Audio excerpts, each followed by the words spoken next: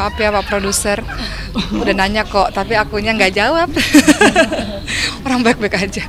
Iya, alhamdulillah baik-baik aja. Namanya juga kita kan semua pasti ada permasalahan hidup dan insya Allah ada solusinya. Jadi ya alhamdulillah sekarang sudah semuanya, alhamdulillah baik-baik aja. Namanya setiap keluarga pasti punya sesuatu yang ada yang privasi, ada yang bisa di sharing bersama. Intinya sih kayak gitu sih. Setiap masing-masing kita kan punya keluarga intinya masing-masing ya. Jadi kita mungkin ada sesuatu yang kalau misalnya ada problematika pasti ada yang dijaga privasinya, ada yang kalau tentang keluarga besar kita sharing bersama. Itu sih kayak gitu aja. Intinya kalau tanggapan saya teman-teman semuanya, teman-teman netizen juga itu adalah bentuk kasih sayangnya juga ya buat Ricis juga terutama. Terima kasih yang sudah perhatian dan juga intinya mohon doanya aja. Baik-baik aja semua. Tanggapan saya mohon doanya karena setiap manusia pasti ada problema kehidupan ya, kita semua juga. Yang penting saling mendoakan, saling support, itu aja sih.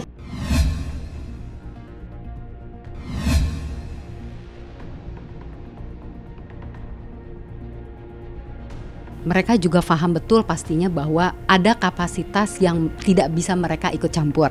Jadi saya yakin sekali statement-statement yang diungkapkan oleh sang kakak ini adalah statement-statement yang istilahnya tuh kayak cari aman, hanya sifatnya netral, tidak sampai detail. Kembali lagi, apa yang ditampilkan sama seseorang ya, entah melepas cincin, menghapus foto gitu, menurut saya tuh ekspresi atas perasaannya saat ini. Jadi kalaupun itu dilakukan sama Ricis ya bisa jadi memang saat ini kondisi perasaannya sedang tidak baik-baik saja terhadap pernikahannya gitu ya. Pada akhirnya dia melepas cincin pernikahan yang menurut kita semua adalah lambang dari atau simbol dari sebuah pernikahan. Kita cukup tahu, cukup memperhatikan perilaku Mbak Ricis selama ini bahwa dia cukup tipe orang yang cukup blak-blakan mengungkapkan tentang dirinya ya.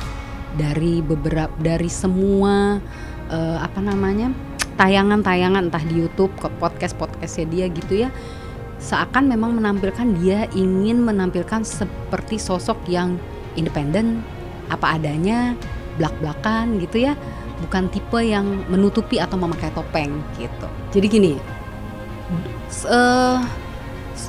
pria dan wanita pada saat menikah, mereka adalah dua pribadi yang masing-masing membawa perspektif yang berbeda tentang konsep pernikahannya, gitu ya.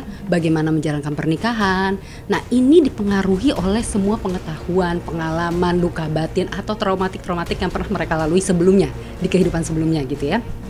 Nah, baiknya adalah antara si pria dan wanita ini mereka perlu saling keterbukaan untuk mengungkapkan visi misi mereka pada saat mau menikah.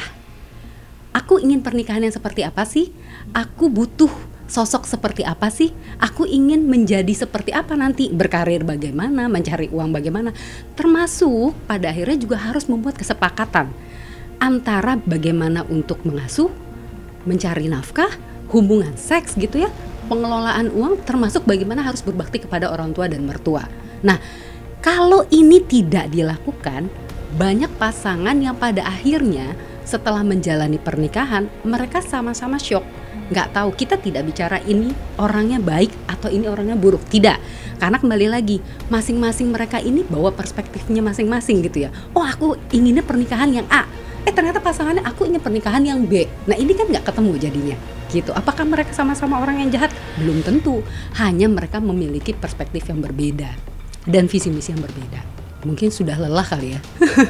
Biasa gitu, itu ungkapan emosi entah sifatnya sesaat atau karena sudah merasa sudah tidak ada jalur komunikasi yang bisa untuk menjembatani perbedaan perspektif antara tadi tuh suaminya dan dirinya gitu ya. Aku harus gimana sih? Udah terlalu capek dengan semua konflik yang kecil-kecil biasanya tapi tidak terselesaikan, pada akhirnya lalu ditampilkan ke media sosial. Ini menurut saya kayak semacam curahan hati lah. Kalau saya melihatnya gini, ini kayak dia mengungkapkan suasana hatinya, mengungkapkan perasaannya, mengungkapkan kebutuhannya, mengungkapkan perspektifnya tentang apa yang terjadi dalam pernikahan gitu ya. Poin-poin yang diungkapkan menurut saya hal-hal yang entah mungkin terjadi betul di realita pernikahan dia, atau memang secara umum bisa terjadi, karena nggak cuma Ria Ricis yang mengalami masalah seperti itu, halayak ramai pun banyak gitu ya. Kalau sampai terus akhirnya apakah itu sebagai mencari perhatian? Menurut saya sih mungkin enggak ya. Untuk orang seperti Ria Ricis, dia dikelilingi oleh orang-orang yang kompeten, entah dari sisi agama, dari sisi pengetahuan terkait pernikahan. Saya yakin dia dengan mudah lah bisa menemukan gitu ya sosok-sosok yang bisa memberikan banyak pencerahan lah terkait itu. Kalau tidak salah saya tangkap ya, Ria Ricis dan Tengku Rian ini kayaknya memang mereka menerapkan proses ta'aruf. Nah, saya pribadi tidak melarang proses ta'aruf gitu ya. Tapi baiknya dalam proses ta'aruf itu betul-betul dilakukan proses komunikasi dan keterbukaan yang sangat jelas antara kedua belah pihak di awal ya, di awal. Istilahnya gini, orang ta'aruf itu kan nggak ada basa-basi gitu ya, nggak ada yang mau jalan kemana gitu kan, mereka pasti nggak boleh gitu. Maka fair aja di awal gitu, to the point aja di awal. Aku ingin punya pasangan yang A, B, C, D, E. Aku ingin menjalani pernikahan yang nanti aku yang cari uang ya, kamu hanya membantu aku mengasuh ya gitu, atau apapun.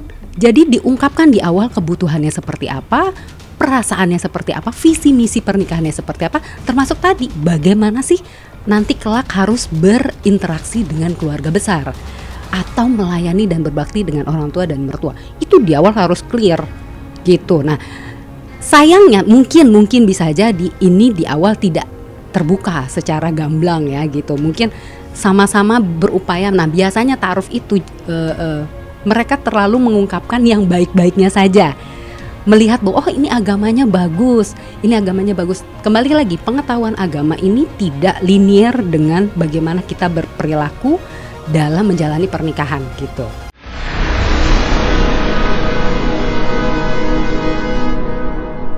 Jadi jangan lupa untuk subscribe Cumi Cumi, ditekan ya tombol lonceng merahnya.